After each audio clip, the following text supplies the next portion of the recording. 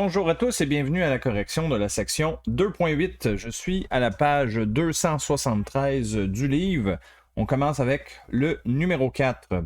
Ici, on a une voiture qui roule sur une courbe. C'est une pente qu'on suppose être circulaire. Là. Évidemment, je l'ai exagéré ici, mais c'est ça l'idée. OK? Une voiture qui franchit le sommet d'une colline. On a le rayon de la colline, c'est 200 mètres, et la question, c'est quel est le module maximal de la vitesse de la voiture pour qu'elle reste en contact avec la route. Bon, ce qu'il faut comprendre, c'est que la voiture, là, si elle va trop vite, qu'est-ce qui va se passer? Ben, elle va décoller de la route. Puis c'est pour ça qu'on pourrait dire, ben, l'auto va sauter dans les airs, elle va jumper. Bon. Donc, nous, on veut regarder juste la limite. On veut pas que la voiture décolle, mais on veut qu'elle soit sur la limite de décoller de la route parce qu'elle va trop vite.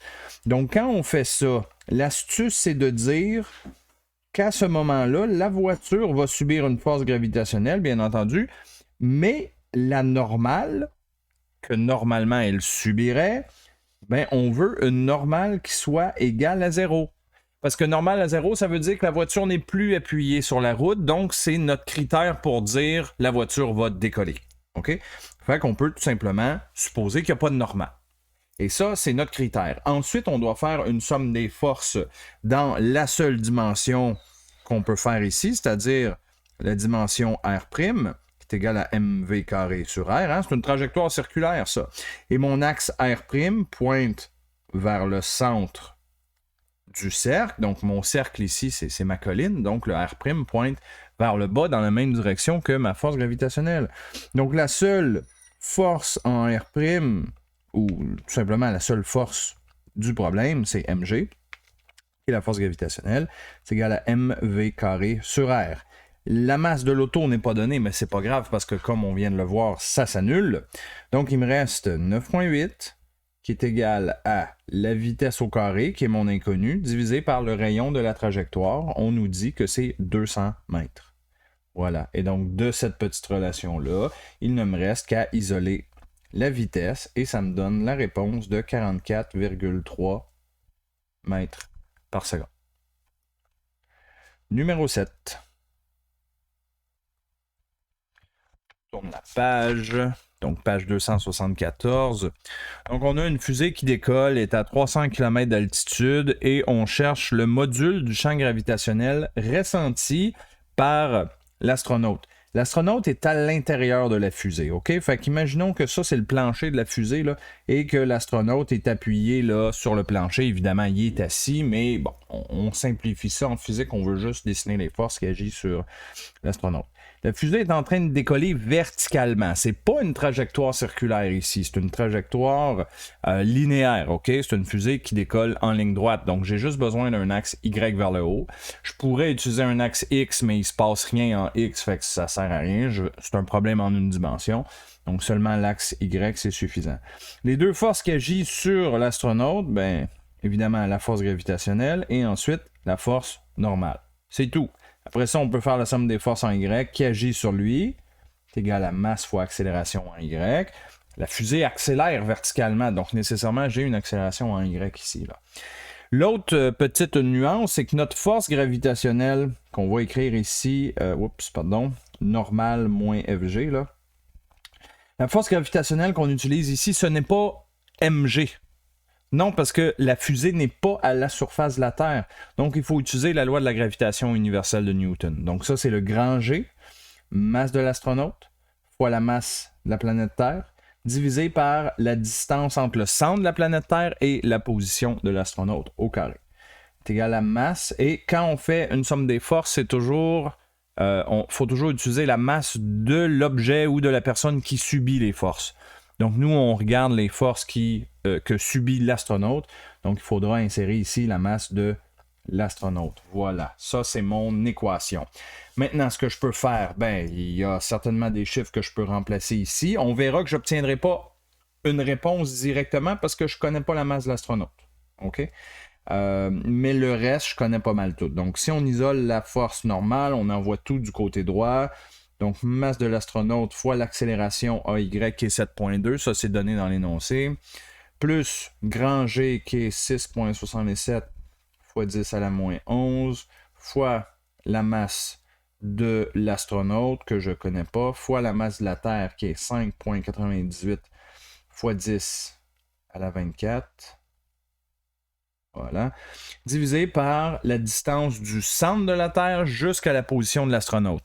Donc, le centre de la Terre, on s'entend, c'est vraiment là, dans le plein centre de la sphère, qui est la Terre.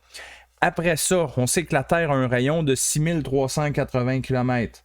On va mettre ça en mètres, donc ça devient 6 380 000 mètres.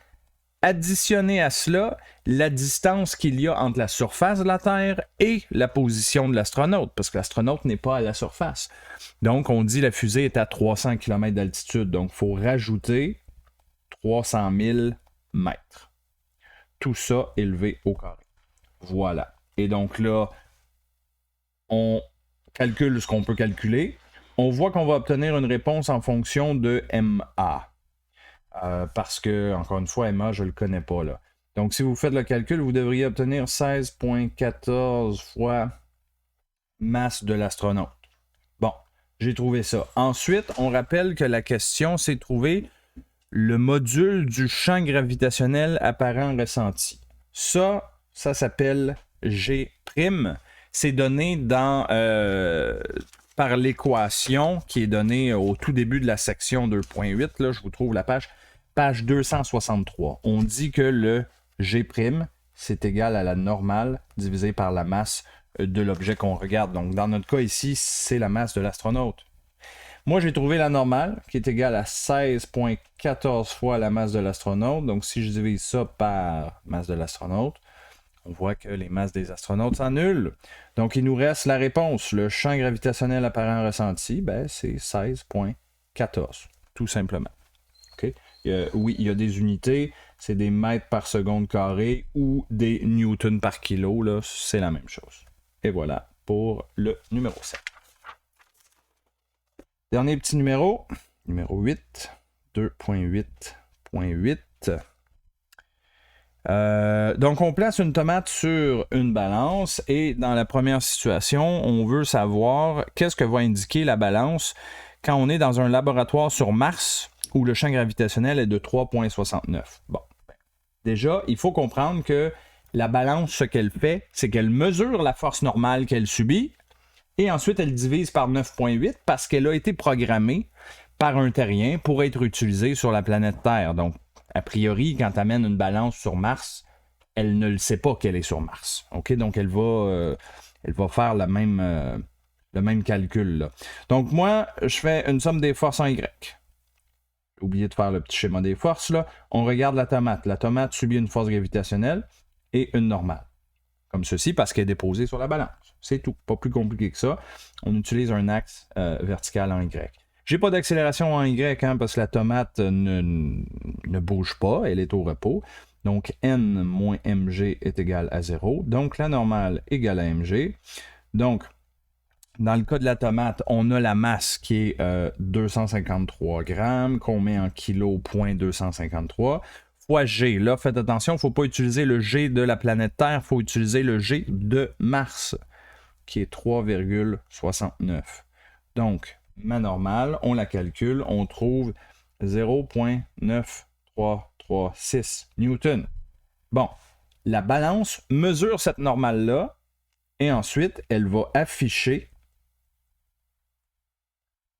la normale divisée par 9,8 parce qu'elle a été programmée comme ça. C'est ça qu'elle fait, la balance.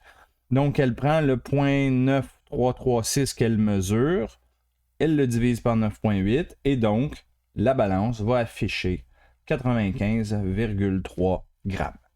Voilà, pour le A.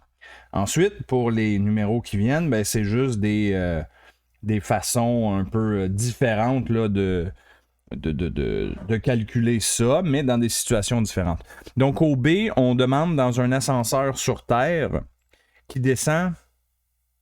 Non, pardon. Dans un ascenseur sur Terre qui monte à vitesse constante de 2 mètres par seconde. OK. Donc, somme des forces en Y égale masse fois accélération en Y. On dit qu'il monte à vitesse constante. Vitesse constante, ça veut dire pas d'accélération en Y. Donc, côté droit de l'équation, c'est 0. La somme des forces ne change pas, c'est encore n moins mg. Donc, N est égal à mg, mais là, nous sommes sur Terre, comme on dit dans l'énoncé B. Donc, on utilise le G de la Terre. Bon, mais si on utilise le G de la Terre, on sait que la balance va afficher exactement la bonne masse, c'est-à-dire 253 grammes. On va faire le calcul au complet quand même pour être sûr, mais vous allez voir pourquoi. 0.253 kg x 9.8, ça donne le point... non, ben non. Ben non, je ne l'ai même pas calculé, excusez-moi. Je fais ça, je calcule le résultat intermédiaire. 0.253 x 9.8, ça donne 2.479 newtons. Ensuite, la balance continue de faire la même job que toujours. Ce qu'elle va afficher, c'est la normale qu'elle vient de mesurer, c'est-à-dire 2.479, et elle le divise par 9.8. Donc, vous voyez qu'on fait tout simplement le chemin inverse de la multiplication ici. Ben là, on fait la division. Bon. Évidemment, si on le fait, ben, on va retrouver le 0,253 kg. Donc, 253 grammes. C'est la réponse au B. Essentiellement, on aurait pu trouver le 253 grammes sans même le calculer, là, juste avec notre logique, comme je l'expliquais. Mais bon, si on le calcule, évidemment, là, c'est pas plus grave non plus. Là, ça donne effectivement la bonne réponse. Au C, dans un ascenseur sur Terre qui descend en freinant. OK. Là, je vais faire un axe Y. L'ascenseur descend, donc sa vitesse est vers le bas, mais elle freine. Pour freiner, ça veut dire que ça ralentit. Pour ralentir, ça veut dire que l'accélération est à sens contraire de la vitesse. Donc, on a une accélération positive et une vitesse négative. Ça, c'est important. Okay? Parce que quand on va venir faire somme des forces en Y, bien entendu, ici, il y a une accélération en Y. La somme des forces, ça reste la même. C'est encore N moins mg. La masse, ben, c'est 0.253, pardon. Et l'accélération, on dit ça freine au taux de 0.5. Donc, c'est 0.5 positif parce que, comme je vous l'ai montré, ben, c'est 0.5 orienté vers le haut, dans le même sens que l'axe Y. Donc, normal moins 0.253, on est sur Terre, là, au C, donc de retour avec un G qui vaut 9.8, égal à 0.253. Voilà. J'isole la normale. Ça donne 2.606. Et ensuite, la balance, elle va afficher le rapport de la normale qu'elle a mesurée, donc 2.606, divisé par le G programmé de la Terre, là, donc 9.8. On fait cette petite division-là et ça donne la réponse, 266 grammes. Voilà. Finalement, au D, la valeur indiquée par la balance correspond-elle toujours à la masse de la tomate? Sinon, à quoi correspond-elle? Ben non. On vient de le prouver, là. Non, la balance ne va pas toujours indiquer la vraie masse de la tomate. La balance affiche, on va l'écrire, elle affiche